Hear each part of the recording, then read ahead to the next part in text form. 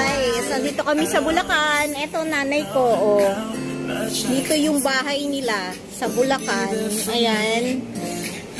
Ayan po. Hinatid po namin sila dito kasi galing sila sa amin. Ayan. Ayan po yung kanilang yard. May kubo dito. Ayan. Ang laki po ng loan nila rito. Kanilang yard. Ayan. So, ayan. Ngayon, kakain na kami ng lunch. Nakapagluto na po kami.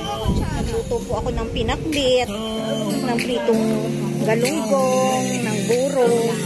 So, ayan po. Ayan po. Kakain na po kami. Let's eat po.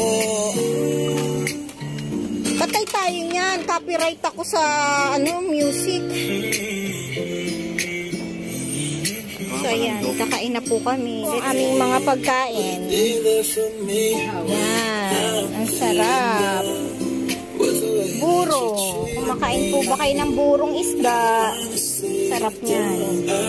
Partner is fried galunggong. And nagluto po ako ng pinakbit. Ayan. Kain po tayo, guys.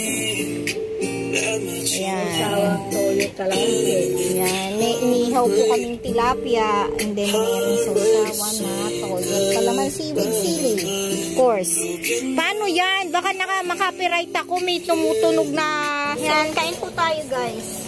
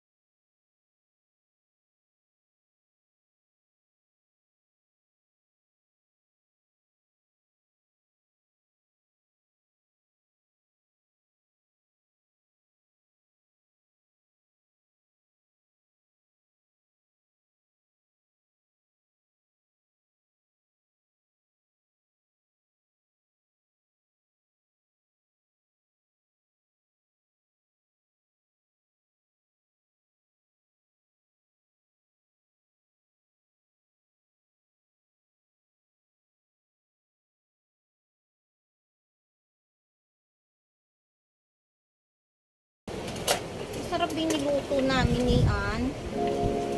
Yung pakbit. Parang dry yung ano mo. Yung pakbit? Itong buro mo. Oh, may dami ko na namin nilagay diyang water. Ayan, buro? Yung buro. Ay, yan, kain po tayo, guys. dami mong lagayan. Bigyan mo yung gumagawa. Kung mararamihan pa, bigyan mo yung gumagawa. Baka hindi pa sila nakakakain. Pwede kumakain yan. Ang dami kong kakainin, oh. Sarap. Oh, kain po tayo.